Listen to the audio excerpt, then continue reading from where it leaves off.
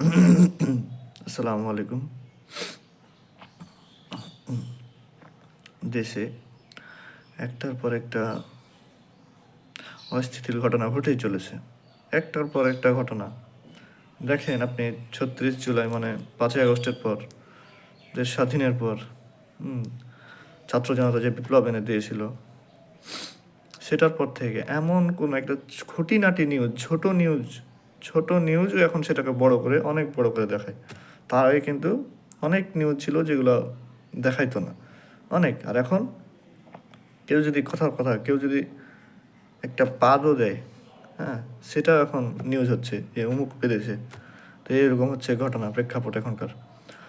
So প্রথমে দেখেন ৫ জুলাইয়ের পর কিছুদিন তো মারামারি কাটাকাটি, আবার হ্যাঁ চুরি লণ্ঠন এইসব চাঁদাবাজি এগুলো লাগা থাকলো। এরপর আসলে হচ্ছে আন্দোলন। আর আমাদের তো সরকারি আন্দোলন, মানে আন্দোলনের মেন আখড়া হচ্ছে শাহবাগ চত্বর, ঢাকা বিশ্ববিদ্যালয়, টিএসসি ময়দান, এইসব একটার পর একটা আন্দোলন, একটার পর একটা আন্দোলন। ছাত্র জনতা থেকে শুরু করে সবাই এই আন্দোলন, কিছু একটা হলে আন্দোলন শুরু করে দিল। তো এগুলো আমি মনে করি যে মানে সরকারের বিভ্রান্তির জন্য, সরকারকে বিভ্রান্ত করার জন্য এসব সৃষ্টি করা হচ্ছে। আর যেটা মেন বিষয়, তারপর ধরেন কিছুদিন চললো মোহাম্মদপুরে এই ডাকাতি, এই ডাকাতি। তারপর রিসেন্টলি যেটা ঘটনা, আসিয়া, আমাদের ছোট্ট বোন আসিয়াকে এইভাবে, মানে কি বলে, একটা নিকৃষ্ট, মানে মানুষ যেরকম উত্তম আশরাফুল মাখলুকাত, সেরকম মানুষই হচ্ছে নিকৃষ্ট, সবচাইতে নিকৃষ্ট এই মানুষ।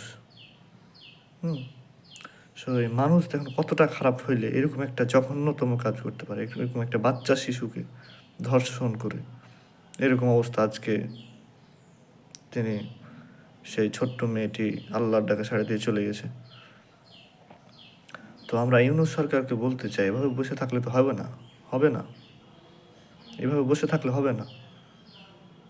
একটা আইন করেন যেখানে বলা থাকবে ধর্ষণকারীকে যদি ধর্ষণকারীদের ধরে একদম মেঝেতে ফেলে, রাস্তায় ফেলে, গণধোলাই দিয়ে তাকে একদম পাঠিয়ে দেবো উপরে।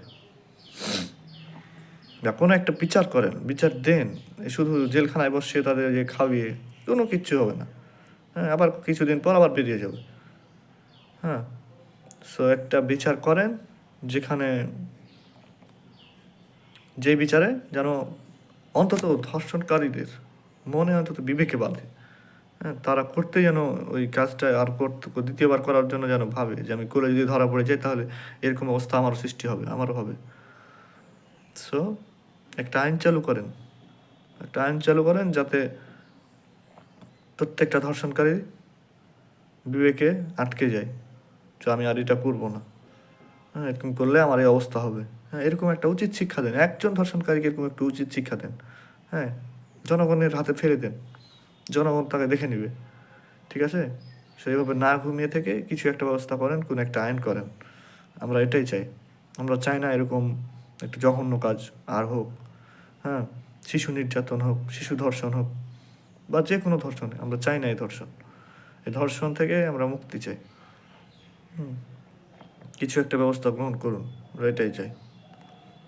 আমাদের মা বোনের নিরাপত্তা নাই, নিরাপত্তার সর্বোচ্চ ব্যবস্থা করতে হবে। প্রয়োজনে সেনাবাহিনী টহলে রাখতে হবে, প্রত্যেকটা গলিতে গলিতে সেনাবাহিনী, পুলিশ, আনসার সবকে হচ্ছে যে টহলে রাখতে হবে। কোথায় কি ঘটছে না ঘটছে সে সম্পর্কে খবর রাখতে হবে।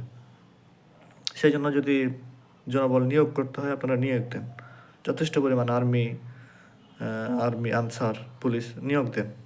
আমাদের লাখ লাখ স্টুডেন্ট হচ্ছে বেকার পড়ে আছে, বেকার পড়ে না থাকে কাজে লাগান। আরে ভাই, বাংলাদেশটাকে কাজে লাগান, বাংলাদেশের এই বেকার জনমতকে কাজে লাগান, তারা তো সুফল পাবেন। সো বিষয়টা লক্ষ্য করেন, এটুকুই বলার ছিল। আসসালামু আলাইকুম।